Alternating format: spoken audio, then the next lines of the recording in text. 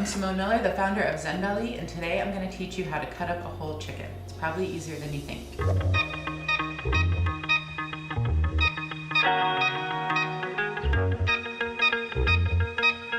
So the first thing you want to do is make sure that there's no extra fat on your chicken. This one's pretty lean, so there's not too much to cut off, but I'm just going to cut off this extra fat that's towards the bottom of the chicken here. It's usually around the legs, if there is any. Next, I like to use the weight of the bird to help with the wings. So if you sort of hold it on its side from the wing, you're going to cut just into the breast a little bit around the wing, sort of in a circle. The knife isn't going in a circle, but you're cutting a circle shape around the wing. And the thing with this is, for the most part, you're cutting in between the bones, you're cutting through the joints.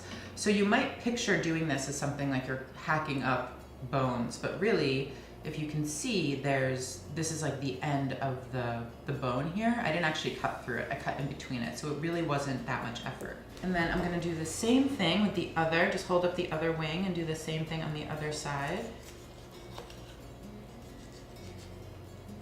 Next thing I want to do is to cut the legs off. So in between the leg and the body, you'll see a line of fat. It's pretty much just a straight line, and that's the line that you're basically tracing. So you just cut right through here, and then you'll see where that fat line kind of goes. There's the fatty part of the chicken there. And you see the leg just pretty much falls off. So all we really cut here was just a little bit, the skin and a little bit of the flesh underneath, but really doesn't take a lot of effort again. Once you cut all the way through the skin, I like to just sort of take the leg and bend it back, and that's gonna pop that joint right out. And you're actually gonna see right where to cut. So I'm just gonna keep this line going here and cut right in between. The bottom of the spine is back here and the base of the leg. Then you have your leg and your thigh. And then I'm gonna do the same thing on the other side. You see there's a fat line once again. And definitely take your time with this. Cut through. If you feel like you're cutting into the leg and you're a little too far off, just adjust and you'll be fine. It doesn't have to be perfect. And then again, I just pop that out. And I started to cut into the bone a little bit, but I felt it, so I just moved over a little bit. And that's that. Leg number 2. And to take the breast, we have the full breast here, off of the back of the chicken. So that's all that's still attached, is the spine and the breast. This is the one time that we're gonna cut through bones a little bit, but it's all the rib bones, so they're not super strong, so it's not that tough to cut through.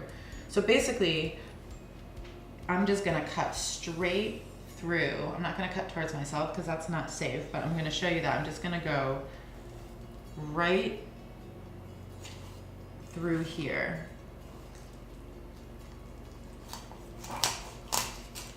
And then once you hear those crack, you know that you've gotten through the rib bones. This is one part that looks a little gnarly. Hold the bottom part down and just crack this part back. And then all you have to cut through is sort of, I think it would probably be like the equivalent of your collarbone, but on a chicken. I'm not an expert on chicken anatomy as far as that part of the chicken goes, but that's probably what you're looking at. There's a nice chunk of fat here that I'm going to just cut off. You want the skin to be covering the bird as much as possible because that'll help keep the chicken from drying out once you cook it. But I'm gonna take off any extra fat. So now, one of the greatest things about cutting up your own chicken as opposed to just buying the parts from your butcher is that you wind up with this beautiful backbone that is perfect for making stock and broth. You can make a small batch right away, just throw it in a pot with some water and some aromatics and you're good to go. Or I usually throw them in a freezer bag, save up. Once I have 4 or 5, I'll make a nice big batch of broth. Depending on how I'm cooking the wings, if I'm cooking them whole like this, I'll just leave them whole. But if I'm gonna separate them and make them into, you know, the party wings that you see at the store, I would cut off the wing tip because there's really not much meat on there, and these are actually great for broth too, so I'm gonna throw those in with my backbone. So for this, there's a really webby part of the wing. You're just gonna cut straight through there.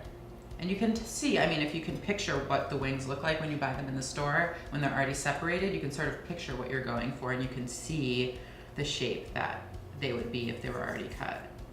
You just cut.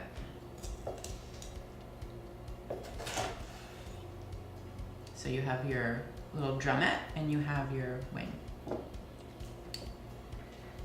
And then for the legs, again, you have another one of these fat lines that goes straight between the leg and the thigh. If you're gonna separate those, you just cut right through. And it's really just cutting through the cartilage in between the bones. Same thing on this side. To cut this in half, this is like the one sort of serious bone we're gonna have to cut through. I like to take the tip of my knife and just score right through the center here. So just give a little bit of pressure. And then I use a little force to sort of break that bone so it's easier to cut through. So I just sort of like you're giving it CPR, but the opposite of that because it's dead and you're killing it more.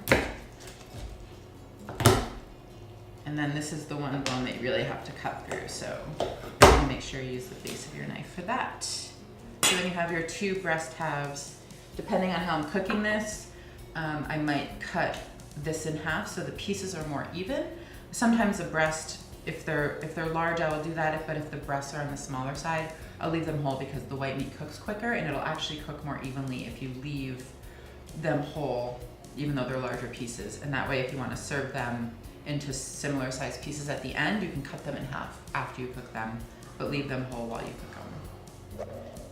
You saved a lot of money and didn't take too much time by buying a whole chicken instead of buying all the parts in the store.